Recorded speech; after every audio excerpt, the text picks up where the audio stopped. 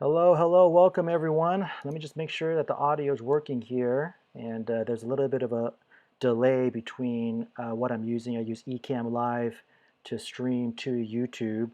And so let me unmute YouTube here to make sure that y'all can hear me. There's about a 10 or 15-second delay. And so just want to make sure that everything's working here. And I just want to Hello, say hello, thanks welcome everyone. for being here. All right, the audio is going through. Thanks for being here, everyone. For those of you who are joining me on YouTube, please let me know who you are and please ask questions. I would love for you guys to ask questions in that YouTube chat window. Just click that live chat and I could see all the comments and questions. And we would love to go through some Q&A with you guys. And so on YouTube. Again, hit that chat button. I'm PJS. This is my YouTube channel, and what I've been doing for the past couple of weeks is I've been interviewing my friends, colleagues, and people that I actually look up to. And so this is a treat for me because I get to learn from them. But another really a great advantage of that the reason why I'm doing this because I'm trying to network together because we are all kind of struggling through this together. And I'm very curious on how, again, my friends and colleagues and mentors are really ministering and even dealing with this COVID-19 crisis. And so I'm really excited, you guys. Don't worry, this is not going to be audio only. I'm going to get us into the video very soon. But I am super excited because today we have a licensed marriage and family therapist, Roy Kim, with us. And I'm gonna bring him in here now so you guys can all see us. And so this is Roy Kim, and he is here with us. And the reason why I am so excited is because right now there is a rise. And if you guys don't know this, you guys need to know this. There is a rise in anxiety and grief for those of the people who are losing loved ones and they can't even attend funerals, or basically the funeral is just like two people. So people can't even properly mourn through these times of struggle, and this is a rise of depression because people are losing jobs and they're isolated and quarantined. They don't know what to do, and so I'm so excited for tonight because Roy Kim, like I said, is a therapist. He is a counselor, and I'm very curious on just the wisdom that he's going to offer here in our session today. And again, I see some people joining us. Hey guys, if you guys are joining us on YouTube, please hit that live chat button and ask questions. We would love to get to some of your questions here near the end of our discussion. But I'm gonna now just kind of give it to Roy here. I want to give Roy to have a time to introduce himself and his family and kind of his background stuff so you guys get a chance to get to know him. So Roy, thank you so much for being here. I appreciate you just taking time out of your day. And I see your collection of those, what are those dolls called again? They're Funko That's Pops. right, Funko Pie. I see that collection up top there. That's pretty cool. But yeah, Roy, why don't you go ahead and introduce yourself here a little bit? Sure. Thanks, John. Yeah, my name is Roy Kim, and I pastored back in '98 till about 2009, with about a 2-year gap in between. And I pastored youth group, and I pastored an EM, an English ministry. But then after that, I transitioned to full-time counseling, where I became a marriage and family therapist. And more recently, about 2-ish years ago, I narrowed my specialty even further to specializing in sexual addiction. So it's been a great experience so far. I love what I do. And I think you know, John, that I also love to do podcasting on the side. So I'm not familiar with video, but well, I take that back. I've become more familiar with video because of the COVID quarantine. So I do my therapy online now, but I'm more used to just speaking to a microphone with no video. So this is a little bit new for me.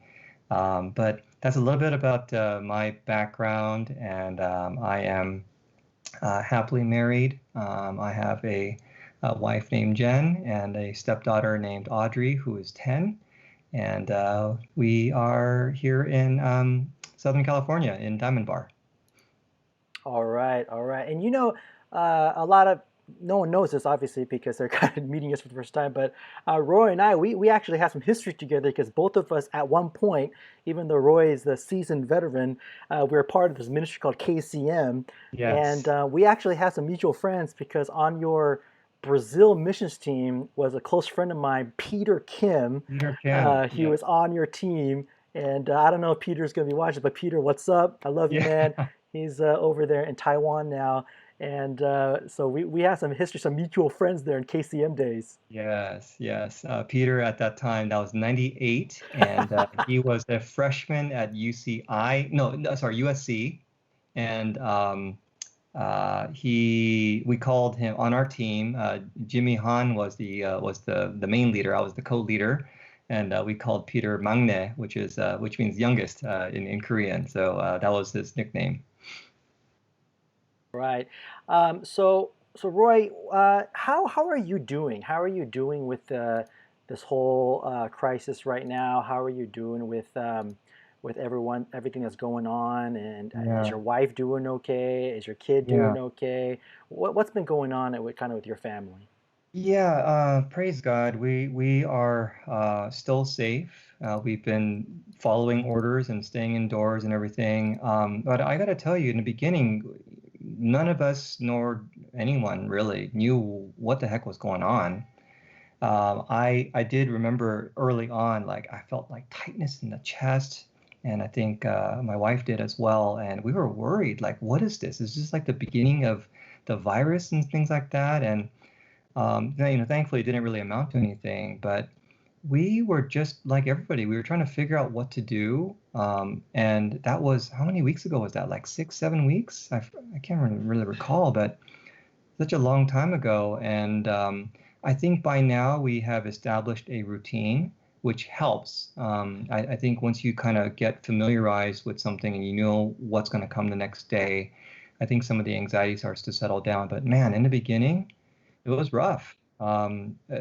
We just didn't know what to do financially. We didn't know what to do with Audrey being home all the time. There was a lot of tinkering around, trying to find out what works. So I'm sure a lot of viewers are also remembering what it was like just when this began. But we're doing okay. We've found a rhythm, and thankfully we are all healthy so far.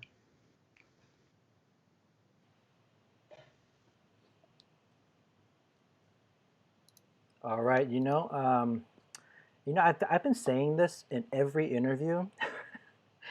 The devil is real. He really does hate me because every time I have done an interview, there's been some kind of problem that has happened. And so it is just so insane that even in What this happened? one, well, something just happened where right now I usually have a split screen with you and I both in it. And Uh-huh. now it decided just to take out one of our screens here, and so now it's either like you or me on the screen. So I'm trying to figure this out, and the devil is real. The devil Does is it does real. it do the does it split this does it change the screens based upon who's talking? No, it's usually the Ecamm has us both on, Mm-hmm. but now it's just got us both on separate screens. So I gotta just go back and forth between us, back and forth I between see. us. Okay, well, that's okay. We're just gonna move on. Sure. Right now, because of everything that's going on with the virus, unfortunately, so many people are passing away from the virus. A lot of sadness going on because even for those people who are passing away, they cannot even have like a proper funeral because we I can't have large can imagine. gatherings. Um, I've known a couple people, actually one who was a pretty well-known head pastor of a church in Irvine. It was a church that I actually used to attend with my family when I used to live down here. and he passed away. And I remember just thinking to myself, man, that pastor was such a well-known head pastor for a long time. His funeral should have been not not Yeah. not because of any pride or anything, but just Yeah. for Yeah. logical reasons. It should Yeah. have been like 1,000 people Yeah. because of just not just the size of the church, but because he's been a head pastor for so long. And I just remember my friend posting a picture, and like it's just no one was there because no one can be there. And so much grief is going up, so much anxiety is going up, and stress because people losing jobs and people not knowing what to do for food. How do you think we can be prepared for kind of what is coming down the pipeline? Because even if May 15th phase one happens where we slowly start opening up, um, down the line, if we ever get back to kind of like normal, there's going to be a lot of people struggling with grief, anxiety, depression, and they're going to be coming out of the woodworks. They're going to be looking for counseling, or they might turn to the church, and Yeah. pastors like me might be talking to a lot of these people. How do you think we can be prepared for kind of what is coming? Yeah, that's a really good question. No one has experienced anything like this. I mean, the closest that I can think of is, let's say, our parents who lived in the Korean War, who just on a daily basis, they were tense and not knowing what's going to happen tomorrow. And, some of our parents, they didn't do very well during that time, and other parents are, they're now in their 70s and 80s and they're thriving because they've learned how to adjust. But I mean, that's the closest thing I can think of as far as like really thinking about how people manage daily stressors of this magnitude. Um, as far as what's coming down the pipeline, yes, I think because we've seen deaths um, come in where you would expect there to be a lot of people there, but now you can't even enter the hospital. You can't even enter that room where your loved one is dying. It is just unthinkable because we've been conditioned over how many years we've been living that that's just what happens. You have a normal funeral. Maybe the worst that can happen is that it rains, right, during a funeral. But at least to be there, maybe at the side of the person who's dying on a hospital bed if they're sick. But even then, I know, John, that there are people who mourn in a greater way because let's say their loved one died in a car accident and they weren't there when their parent died. That sense of lack of closure is a real thing. It's hard to cope with. So I would say because that's going to happen maybe on a large scale, we're just going to see more of those episodes. But as far as the situation of not being able to be there when someone is dying or to have someone die earlier than we expected, unfortunately, that's what's been happening throughout the span of time. Um, but I will say this: I've been thinking about my own mortality a lot in the past 5 weeks. Um, I think because I've just been used to thinking that I'm just going to live until I'm 80-ish and I'm going to live a long life. I'm going to, make what I make and, I'm going to grow old. Because I've been used to thinking that way, it took me a lot to reorient my thoughts.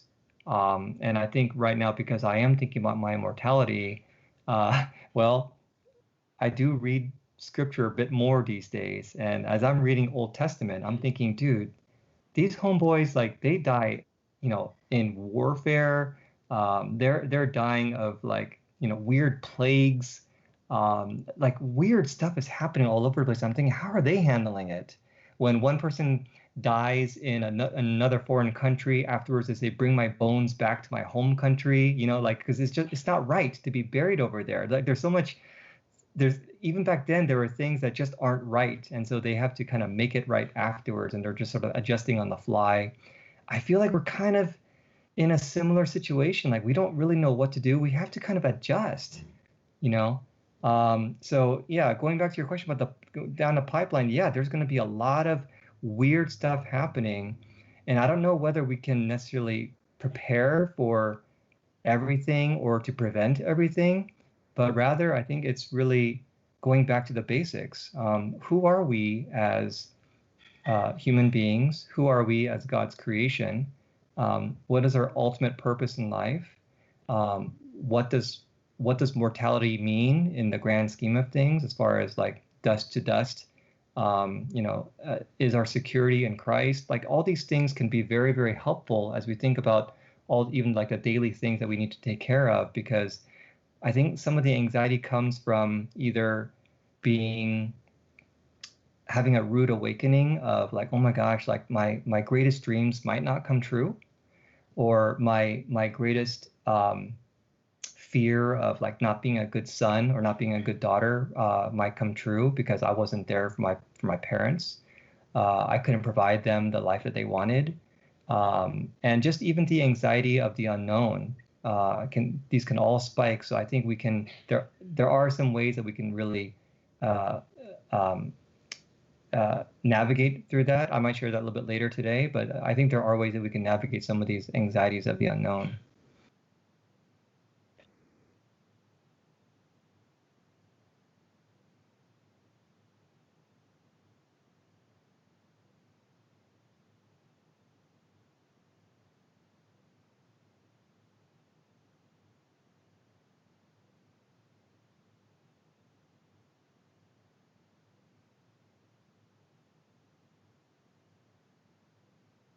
Totally, totally.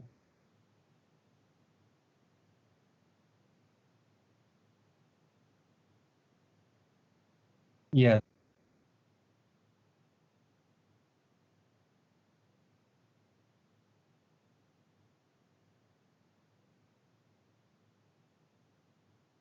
yes,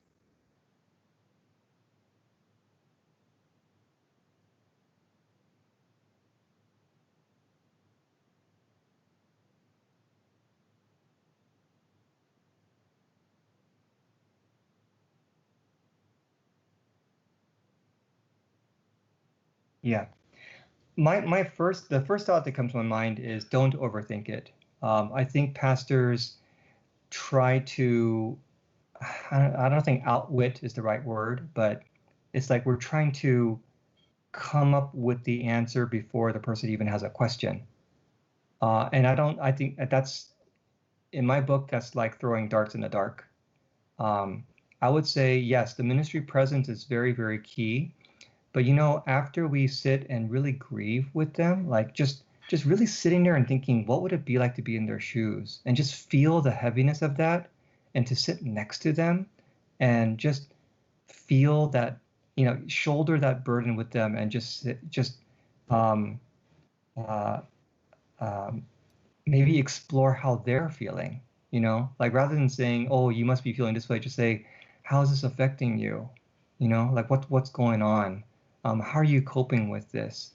And then really, I think if any pastor wants to be of help, you ask them, how can I help you? Right? We don't want to overthink it. If they say, can you give me a verse, please? Okay, then you roll up your sleeves like, absolutely. Let me try to find some Bible verses to help you. But a lot of pastors, and remember, I was a pastor too. And my go-to method was when they come to me with a problem, I'm thinking, okay, what's the verse? What's the verse? What's the verse? And um, I found out later that they weren't coming to me for a verse. They actually, okay, not everyone, but some, they kind of tuned out when I gave them a verse, because right then maybe they were angry at God. Maybe right then they already knew the verse, but they just had a hard time believing it. So I assumed that they were coming to me for a verse because I was the one who was trained in seminary and I can come up with a verse for them. But I learned later on that the best thing I could do is to ask them how they wanted me to help them. And if they say, Pastor, um, could you help me get some resources for this, or you know what, I'm just having a hard time eating, you know, I'm not going to find a verse about eating, right? I'm going to pool resources. You know what? I'm going to get some people, maybe who can do a rotation of cooking meals for you, right? Hey, Pastor, I'm grieving so much, I might lose my job, right? I'm not looking for a verse for that. I'm trying to find out how I can be a resource for them. So I would say just mourn with them, empathize, try to figure out what it's like to be in their shoes, and to ask them how you want to help them. That's such great wisdom right there. Um, you, you know, I think about certain generations that might actually have a hard time dealing with their emotions. Mm, I think about people that maybe they really don't know. They seriously don't know how to um, figure out, or not even figure out, but they don't even know how to deal with grief and anxiety and stress. And I think for the people I'm talking about, and it's not just younger people, I think it's older people too, but because we have this, mm-hmm. um, there's a quite a lot of quite a what am I trying to say? There's a lot of people who never had to do what maybe you and I did a lot when we were growing up, which was we never had this, so we were actually forced to just kind of sit there by ourselves sometimes because our parents were at work, Yeah. and that there was no such thing as cable television, so it was like soap operas. So there's nothing to do. So we were just forced to like just think and just reflect and actually experience boredom. But Yeah. because there's an Right. entire generation that literally never has to be bored ever in their life because Yeah. they could find anything on here from games to movies to even just reading. I don't think they know how to deal with anxiety and stress Yeah. because their Yeah. answer is I'll just get my mind off of it by watching something on Netflix. Right. So so how would you counsel those who have a hard time organizing or just even understanding their own emotional distress? Wow. Such a good question. That does not come easily. I think it comes through intentionality and just how we have kind of learned how to deal with things by avoiding, by numbing, by escaping. My specialty is sex addiction, and so people will find explicit videos on YouTube. They'll go to Pornhub, and that just causes another uh, collection of troubles. But yeah, that generation is just they are people who do not know, number one, how to identify what they're feeling, and they don't know what to do with the feelings that come up. So uh, I think there are a couple things that they can do. I just virtually met through Instagram, a an Asian Christian therapist on Instagram. Her name is Elizabeth Rhee, Rhee. And I saw this really cool video that she posted on Instagram, IGTV, about her specialty, which is art therapy. And when I thought about what she was doing, which was basically um, in a very simple fashion, kind of drawing using art to express what's going on the inside. I'm like, this is so simple, but it's so um, profound because you're just sitting there, like you said, John, you're just sitting there with your emotions and confronting them and just letting them be. Um, and you're right. When I was a kid, I was bored by around mid-August. I was bored. I couldn't wait for the end of August, early September to come so that school would start again. It's hot, and I didn't want to go out there ride my bike. I'm just sitting there in the shade in the front of my yard, in front of the house, and just being bored for like hours on end. But I dealt with it. I just became more used to being bored and with my own thoughts. But yeah, you're right. People don't know how to do that these days. and so they're going to be in a lot of trouble. So something like art therapy, where you could just sit there and get acquainted with your emotions, and you realize, oh, I didn't realize that this was within me, right? Some people don't like art. Maybe they just like to write. Maybe they like to just write out, what they're feeling. Maybe they like to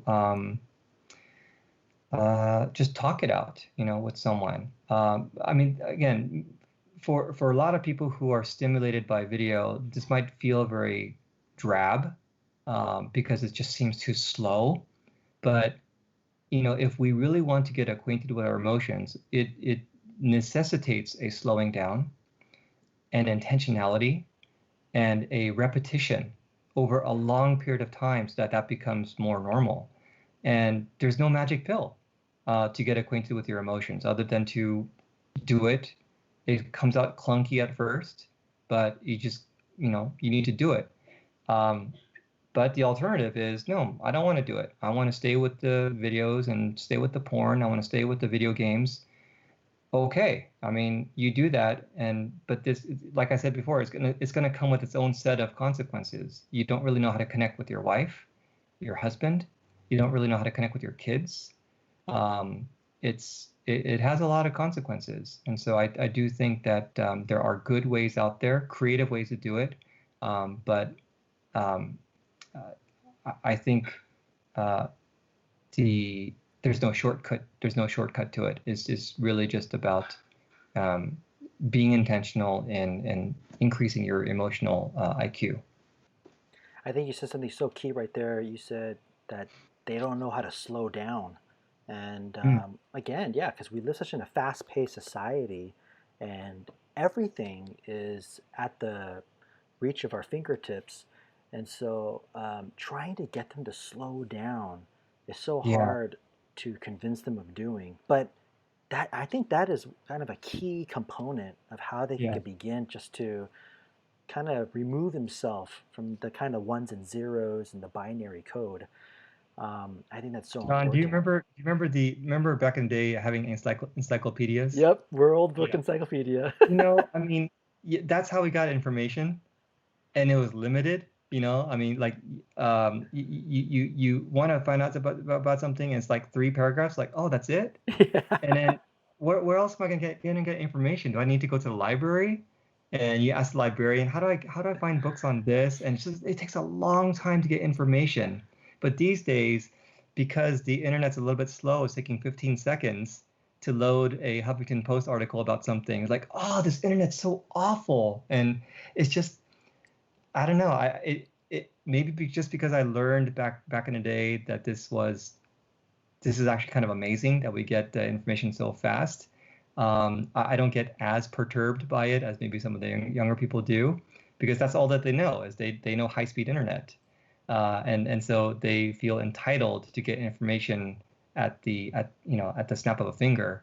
But us old farts, we know, Thomas guides, and how do you find that place, and um, asking people, for directions. It's kind of I feel really old talking about it, but I do think that because we've had so much experience having a slower pace, that maybe we can deal with stuff like this a bit better. Yeah, it was always that, and I feel like a lot of the Korean families had it. It was like the 1986 Red World Book Encyclopedia. It was like the I had set. it. Like I had every it. Korean Yes. family had that. But I remember Yes. as a kid, I thought the encyclopedia was like, oh gosh, it has all the answers. I It's like know. this super like book that you can look up anything. I And I know. remember that's what I thought about the encyclopedia. And later on, it's like, when it becomes obsolete, you're thinking about selling it, and you think, okay, I can get good money for this, and no one wants it. Like, what are you talking about? This cost me Yeah, $2,000. yeah, it was so And like, expensive. you'd have to pay them to take it away for you. So so Yeah. much has changed, John. Yeah, like I just growing up, I think again, without, I mean, we had video games, but nothing like today. But No. I remember my brother and I during the summer, both my parents worked. It's a very typical Korean family. I remember my brother and I, we just made up games. Like we would Yeah, pretend and yeah, use our imagination. But I think all of that really helped us today because we knew what it was like just to kind of make do with what we had. But because of the generation we live in, and it's not their fault, but I think right. what needs to happen is they need to connect to what really is holding them back or preventing them from kind of understanding a lot of these deep things about themselves. Yeah, Um, but those type of things that my brother and I did, I think those were things that are so helpful for us today. Like we know how to be creative and be yeah, I mean, yeah. they know how to be creative too digitally. There's a whole world of digital graphics and stuff like that. But um, just Mm. again, we could do more with like less tools. I think so. And because people these days communicate by text, they know how to respond in very short answers or with an emoji. But you get them into a room and you get them to talk and Right, stuff like this is really foreign. Like they right. don't know what to say to someone. That's why a lot of small groups these days, they're saying someone takes a big risk and says something very sensitive, and the young people, well, not just young people, maybe people who just don't really know how to deal with emotions. They just it's like a deer in headlights. They don't know what to do with that. They're more used to looking at the text behind the phone and having a lot of time to not answer because the person on the other side doesn't know what you're doing. So they're like, oh shoot, what should I say to this? What should I say to this? And you could do whatever you want, but in a room live, someone says something like, I just aborted a baby. Like you could hear a pin drop and no one knows what to say. You can't text a message back. Sucks, you know, or cry face, right? Like we have that's real life. We need to know how to connect with people when real life happens.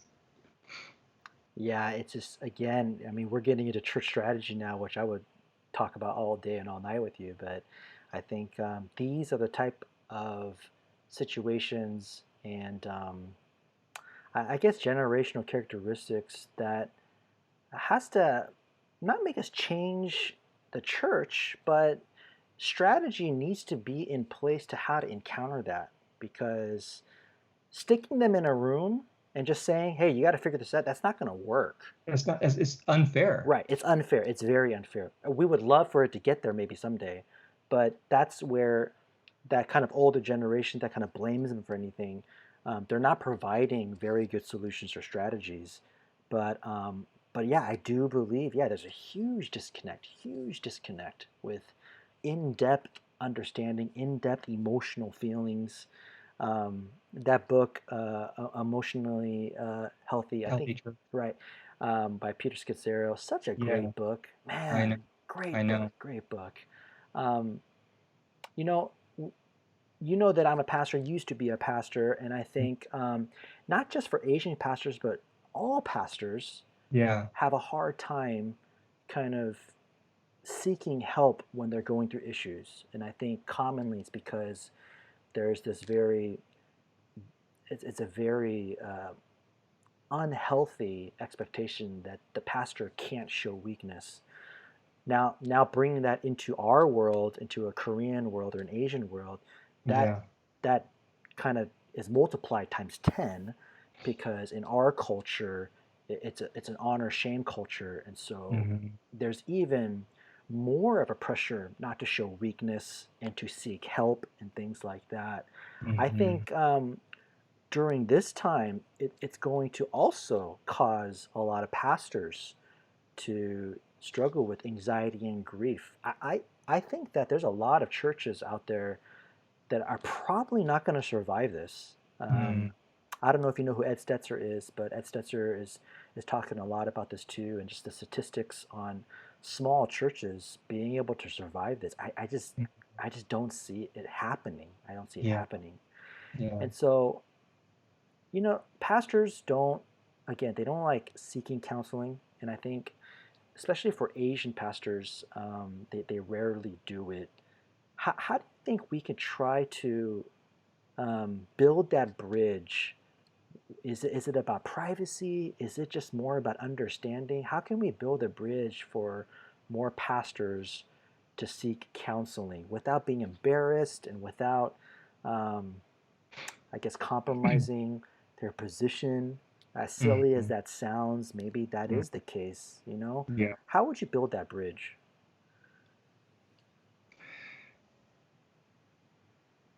A couple of reasons, a couple of things come to mind. So I'm gonna, I'll begin with this one analogy. John, have you ever watched the show The Office? Yes, it's my favorite show, actually. It's my Yeah, I favorite love that show. show. I think I've rewatched that show like 3 times, Yes. maybe up to like season 5, because after that I don't really like it. But um, there's uh, I don't know whether this is a spoiler alert, but you know when on the day when Jim and Pam are about to get married, Pam tears her veil on accident, and she's like, you know, I don't know whether she's superstitious or not, but she felt like, oh my gosh, it's ruined. You know, like this day is ruined. You know, how could she go out there with a torn veil? What does Jim do? Cuts his tie. He cuts his tie off with the scissors, Yeah. right? And she's like, oh, what are you doing? It's like, hey, we're same, right? So you got a torn veil, I got a torn tie, right? Let's go, let's do this, right? And you know, I remember tearing up because I'm thinking, oh, dude, that relationship goals, right? That's just awesome. You know, he's not shaming her. He's not saying, ah, don't worry about it. Like he's demonstrating that, um, like he knows how she feels. He's putting himself in the same position as her. And the reason why I bring that analogy up is because there's the culture is too big to overcome. To just say to a pastor, ah, just overcome the shame. I, I think that is part of the call. I think if pastors really understand what it means to be saved by grace, it means that the grace of Christ theoretically takes away our shame. Okay, objectively it takes away our shame, but experientially it does not. Like there needs to be a moment where the pastor's shame actually is given to Jesus so that he now is free to say whatever he's thinking. And that thankfully occurred, you know, kind of profoundly for me as I entered this sex addiction field, as I wrestled with what does it really mean to be doing this work and to be saved by Christ and to be ministering to people about this very, very touchy subject. And when I realized that the grace of Christ has dealt with my own shame regarding my history with sex addiction, that I was now free to talk about it freely, like I am right now, live with you, like I am when I spoke at Gospel Coalition, like I am when I in my podcast, like I am when I'm talking to the guys who I counsel for sex addiction, I because the grace of Christ and the shame that comes from all my past, because there's a marriage where where the grace of Christ releases me from that shame. I feel free to do these things, but not every pastor gets there, unfortunately. So if that shame is lifted, yes, they can say, hey, I need some counseling here. But if that shame is not lifted, if it's not given to Christ, maybe the next best thing, which can maybe stimulate that and catalyze that, is the Jim Pam thing, where I would equate the elder board being the Jim, the pastors being the Pam. Elder board saying, look, pastor, we assume that if you're anything like us, you need help. Okay? If you're anything like us, you have family problems, you have relational problems, you have emotional difficulty, you have, you know, anxiety, you have bouts of depression, you got these things going on. So how about this? How about we, as a leadership board, pastors included, commit to all getting therapy? Maybe not at the same time, but let's say we do a rotation throughout the year, you know, and maybe we can bring it to the congregational vote. Would you allow part of the budget to allow us as leaders to get therapy on an annual basis, a seasonal basis? Cutting a tie. Hey, you got a torn veil, I got a cut tie, right? And can you imagine, John, what happens if a pastor realizes, oh my gosh, this is actually mandatory, you know? Or, oh my gosh, like this is actually a group effort thing, right? Doesn't the shame lift, right? I'm no longer highlighted or outed as the black sheep of the leadership board, right? Because I'm having some problems. No, like there's an assumption that we all have some stuff to deal with, to reconcile, to get better at, and we as a leadership board is going to do that together. I think that would be awesome. And I think the congregation would be totally on board with that. Why wouldn't the congregation want a healthy leadership board, right? So that's the number one reason number one option I can think of. I get, I shared a little bit about this with you the last time we met, and I get sad because right now I'm like 39, and 20 years ago when I was just graduating college, and then a couple of years later I started getting into pastoral ministry. There were all these guys that my friends and I looked up to. We thought they were kind of like the oh man, those pastors are the guys that we want to be like. And then there were like, we're not talking about like the authors and stuff like that. We're talking about like just other Korean pastors or Korean American pastors that we wanted to be like. But Mm, what's sad is that in these past couple of years, we're seeing a lot of those guys that we looked up to not ending well. They're not ending well, yeah, or they're transitioning out of their church on not the greatest terms, yeah, or like sadly, and it kind of shows just like how much their church maybe didn't do a good job on their elder board or taking care of the pastor. But sadly, like when the pastor leaves churches, all the stuff gets exposed. Like yeah, all the stuff comes out in the open, yeah, where everyone thought like, wow, we thought like that guy was the greatest, stuff like that. It makes me really sad. It makes me really yeah. sad. It is sad. But what scares me though is that this is now like what 20 years, and now I'm the old guy, and I don't know. I feel like has anything really changed? Because these were the guys that we all looked up to, Hmm. and I'm really curious on my friends and people who are in ministry. Are we just making the same mistakes again? I mean, clearly patterns are patterns, and normally we just kind of do what we experienced when we were all pastors. Yeah. And so I get really scared about that, and I really want more people, not just my age, but even younger and older, to to seek counseling, because I think it's so important, especially for what I'm talking about in that pattern. Because I get really scared that this is just this is going to happen again. It's just going to happen Mm. again in another like 10 or 20 years, and especially when we talk about our culture, our Korean culture, it's just such a taboo thing for a pastor to seek counseling. So I get scared about that. Well, you're right. And one of the things that I see on a very regular basis is that when I counsel pastors, especially the pastors who have problems with sexual addiction, um, eventually we get to the shame. We get to the shame not only of the addiction itself and the behaviors, but we get to the shame that they felt since they were a kid. And that shame is the kind of fuel that drives that engine of addiction.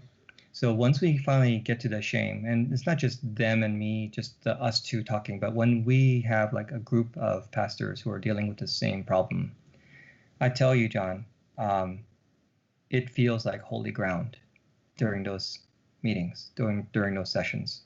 These are people who maybe for the first time in their life, not only are they confronting the sin, the shame that they have repressed for so long, but but they are experiencing what's called a corrective emotional experience where, as they share the thing that they are most ashamed of with others who are also just as ashamed of their things, there is a safety in the room because there's now no condemnation.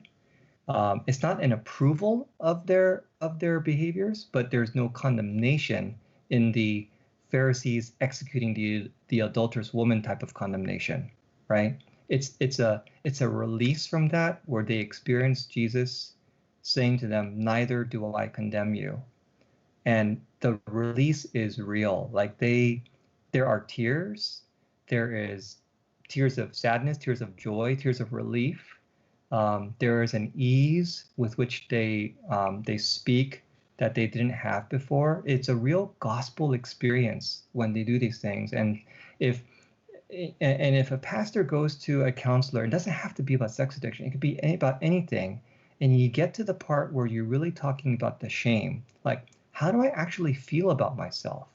Where do I get my validation from? Is it in the numbers in my congregation?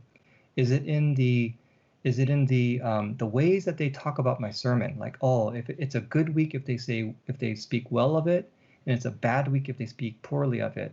If they are, if they're dealing, if all their shame points are being triggered on a weekly basis because they're already kind of questioning their own validity in the world and their value, that shame eventually comes up in counseling and they get to experience a different type of experience where they can confront the shame and heal it. They can have a different view of themselves, which isn't like flattery or vanity. It's about having an accurate view of yourself. I'm a collection of beautiful things because I'm made in God's image. I'm also someone who inherited original sin. So I need to take an accurate look at myself. C.S. Lewis talks about that all the time, and and when you have an accurate view of yourself, you can then face the things that happen in real life because you kind of have a concrete foundation on which to stand, where I know that I'm valued by God.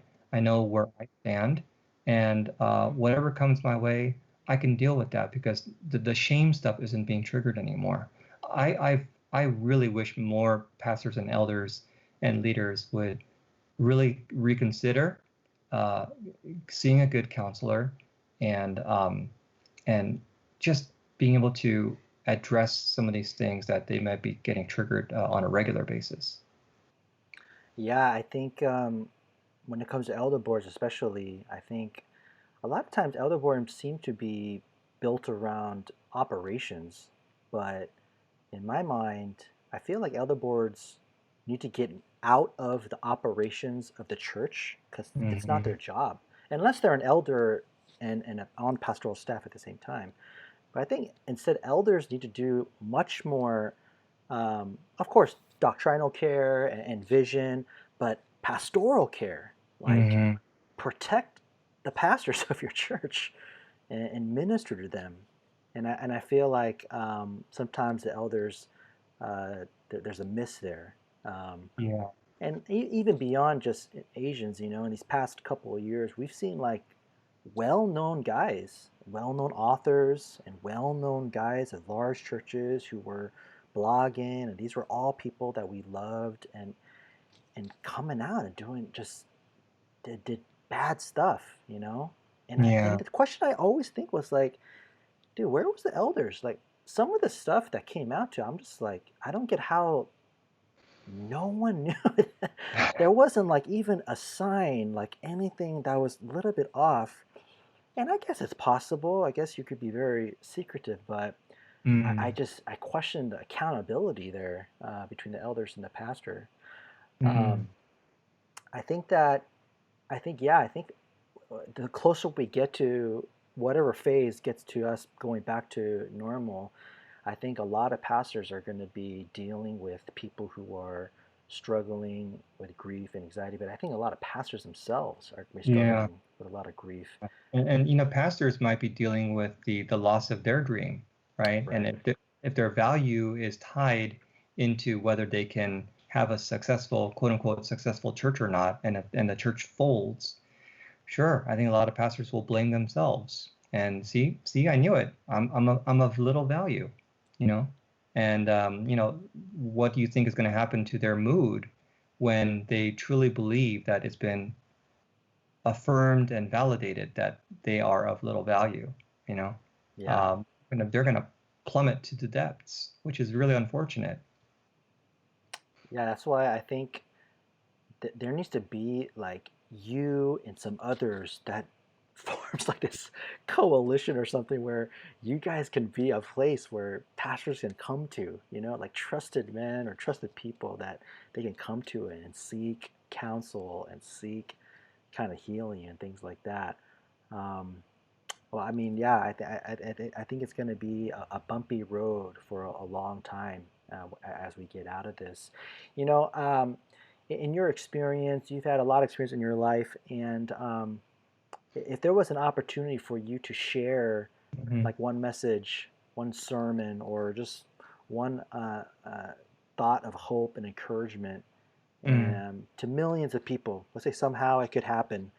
Um, what would you say? What would be your kind of message of hope or encouragement, or what would be your sermon that you would preach right now?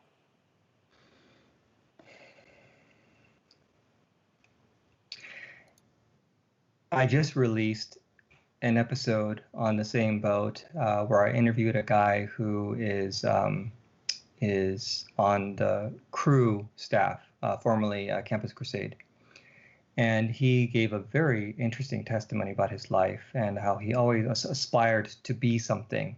He felt like his life purpose was to to climb and try to be something. And well, in his secular view, he failed pretty miserably. Well, long story short, he met Christ, and he came to a place where he realized that the purpose that he has in Christ, um, it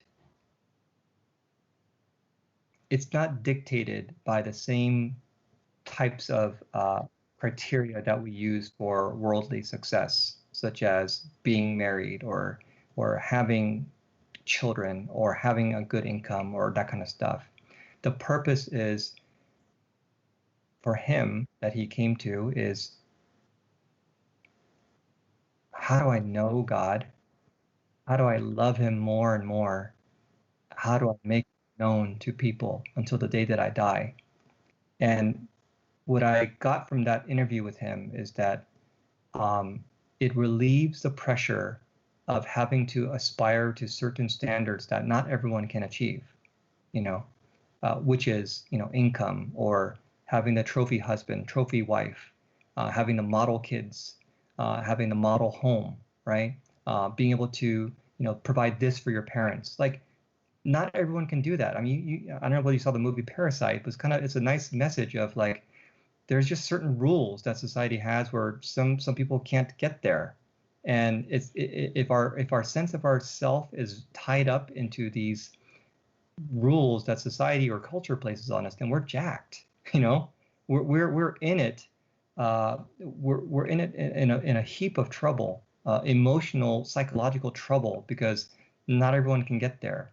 But if I can just remind everyone, especially those who know Christ, and maybe there's those listening who don't know Christ yet, there's something to be said about, um, as Rodrigo said in the interview, uh, it knowing Christ and knowing His purpose for us levels the playing field. It eliminates anxiety like no other. Not entirely. We're still thinking about, okay, can I provide for my family? Can I do this and that? We want to be able to do like basic things for our life living. But as far as where our value comes from, um, I mean, to know God, to make Him known, to um, to enjoy the blessings that God gives, and not only that, to enjoy the one who blesses us. Like these are things that any poor person can do, any uneducated person can do. someone who did not go to the top schools can do, someone who is married or unmarried, um, anyone who has not achieved certain secular goals, anyone can find the joy of being known by God and to know Him and to make Him known. So I hope that that could be a reminder during even these COVID times that um, the purpose still doesn't change. Even when we are trapped at home, even when our business is floundering, even when ministries are floundering, um, we still can know God.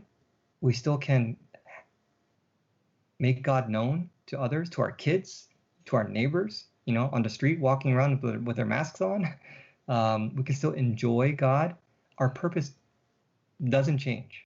And I hope that is encouragement to people listening.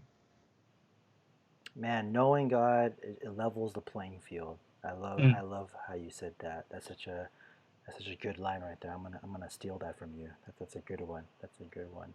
Um, well, man, we don't want to not talk about something very important because, as you know, today is a very important day for many fans across the world. You are amen. also a Star Wars fan. May the Fourth be with you. May the fourth be with you. Let me ask you a question because I actually because I have three kids and my third is a 3 month old baby now. So my wife and I we didn't watch episode 9 until like 3 weeks ago. We just watched it because there's just it's impossible. My wife actually delivered on Christmas Day, so there's no way we're able to watch the movie around the time it came out. And then of course after that it was impossible. Slackers. So so we just watched it. I'm very interested. What did you think about episode 9? Okay. Um, I think episode 9 um, didn't deliver. Um, I think it didn't deliver similar to how the last episode of Game of Thrones did not deliver. I think it if I were to think about the opposite, I think I think in my opinion, uh, Avengers Endgame delivered. The reason being that the creators of that MCU, they knew from the beginning how it's going to start and what it's going to go to. Now, not every movie in between was a hit. That's fine, but there was a cohesion. You saw all the little end credits that also kind of gave spoilers to the next one. Even with the different directors, there was a through line through all those 20 plus movies, and it paid off at the end. It was a build up to that. But Star Wars, it didn't deliver because it was disjointed. Um, it was like it just left you confused. It was I mean it had good moments, the last movie did, but it just left you confused and not sure what was this and what how like how why is Palpatine what and so it was as a Star Wars just lover, it made me sad. I look certain moments in the movie was awesome, but on the whole, I'm thinking you could have taken some pointers from the MCU. Did you ever read that script that got leaked? It was a script written by another guy. I forgot his name, but this was the potential script that would could have been episode 9. I didn't. Okay, because I didn't read it, but it's a totally different direction where Kylo just stays evil the whole time. There was no Right. Palpatine, and Yeah, everyone is saying that should have been the that could script have been better. that Yeah, was used. But yeah, they decided to go with like a little bit something more heartfelt with Kylo coming to peace and everything, yeah, things like that. No, yeah, I think that is probably the main reason why these last three episodes were the way they are because they just couldn't be in agreement. They just yeah, there were like five different directions that yeah, they actually took all five. yeah. They needed to have a dictatorship, running the show when it comes to Star Wars. I mean, Lucas didn't do a great job with the prequels, so maybe not him, but still, they needed a quality guy like Jon Favreau, who did, the part of the MCU, who just steered the ship from beginning to end. Right. But it was as disjointed, I think, as the leadership was.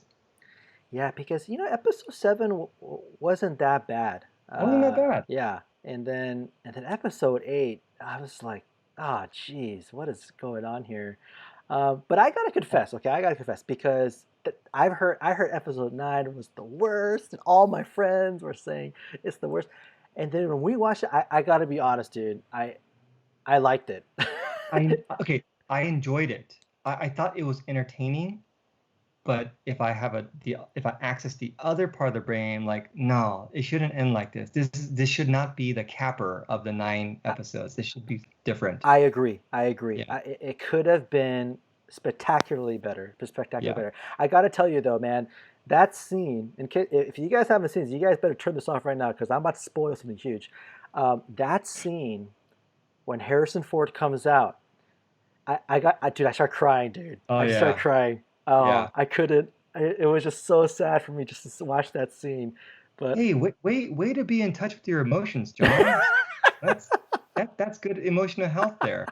you know what? Good. It's funny. Like people think I'm crazy, but like, dude, there's a lot of like weird moments that I cry in movies. Okay, for example, in Endgame, Mm-hmm. when Tony Stark, I Oh, I crying. I was crying. yeah, Yeah, my yeah, wife was looking at me. She's like, "What's wrong with you?" yeah, yeah. Oh yeah, Oh, oh that yeah. scene is so sad, man. That I scene is know, so sad. I But know. yeah, that Harrison Ford scene. This, oh my gosh, that was so heartfelt. So they definitely took it the heartfelt way.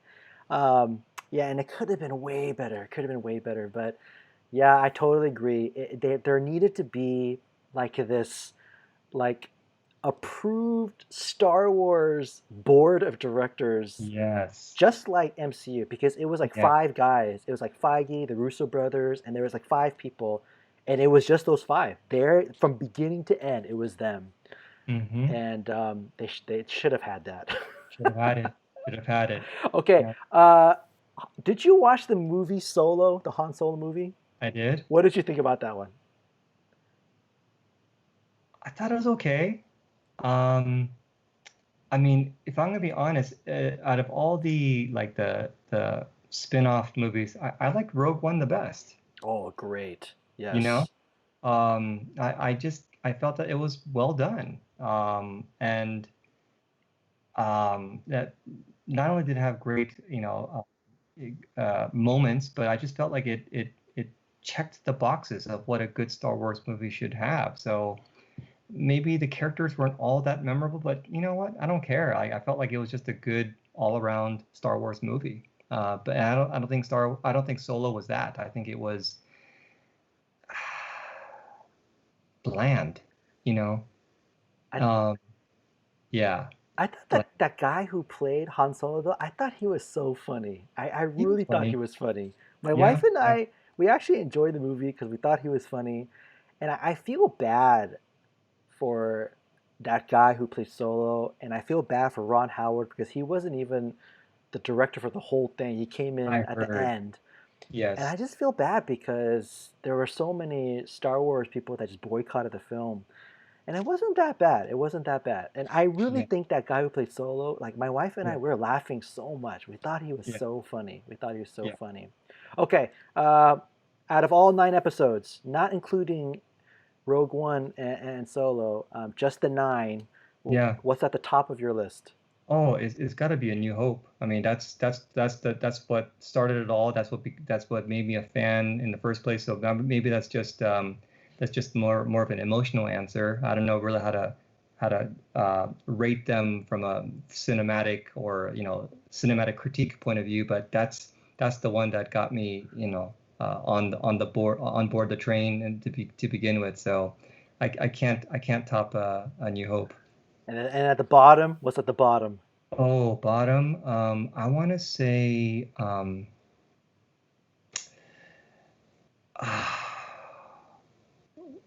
mean, can the first three be a tie? M- maybe the first one, I would say first one or second one, because I think Anakin's acting was so bad as an adult, and then Jar Jar, Oh, terrible, yeah, terrible. that was a tough one. But but one, I guess it's a tie for one or two. Yeah, even that whole pod racing scene is like 45 minutes long. That's It a was long so pod. long. What a waste. What a waste. Yes. Yes. No, I hear you. Now, did you watch the Clone Wars too, the cartoon? I'm in the middle of it. Okay. I'm not at the end yet, but I'm watching it. I'm enjoying it. You know, I never watched it, but gosh, I never knew how popular Clone Wars was. I mean, Mhm. it started years ago, I like know. I so know. long ago. I seriously was surprised, like, wow, this is still going? Yeah. And then they just ended the whole entire thing. Yeah. And yeah, people are just praising it. They were saying this was awesome. It is awesome so far, but you know what I would say? I think what for me, what rivals New Hope is Mandalorian. Oh, so good. I Oh mean my goodness. the feels that come from Mandalorian is pretty much on par with how I feel about New Hope. So so Yes. good. Yes. I Oh, could rewatch it repeatedly. I cannot wait for season two. I cannot wait. Oh, it's gonna be good. Yeah. Well, I hope they don't make another three movies, but I'm sure Disney is because they want money. So we'll see what happens with that. But it's fun talking a little bit of Star Wars with you. Yes. Yes. But thank you so much, Roy, for your time. I really It's a appreciate pleasure. just all the wisdom you're offering, and I appreciate just the time you and I got to spend together from before. And I hope that when this all dies down, you and I get some lunch or coffee sometime and just kind of share some ideas. That would be great. Let's do it. We can even rewatch Mandalorian together. All right, all right. Hey guys, thanks for watching. And again, if you guys are just kind of interested and maybe in some specific topics, let me know. Leave a comment down below. Roy, you do you have a website? You have a Hmm. website? Okay. Yeah. Yeah. So, Newlegacycounseling.com. okay, so I'll put that in the description down below, guys. Um, Roy, Kim, you guys need to connect with this guy. He is a great, great counselor. I have had sessions with him, and I just want to let you guys know he is a trustworthy man. Please connect with them, schedule that up. Thanks, guys, for watching. And again, if you guys have certain topics that you guys want me to maybe talk about with some of my future guests, let me know in the comments down below. Other than that, I'll see you guys next time, and stay safe.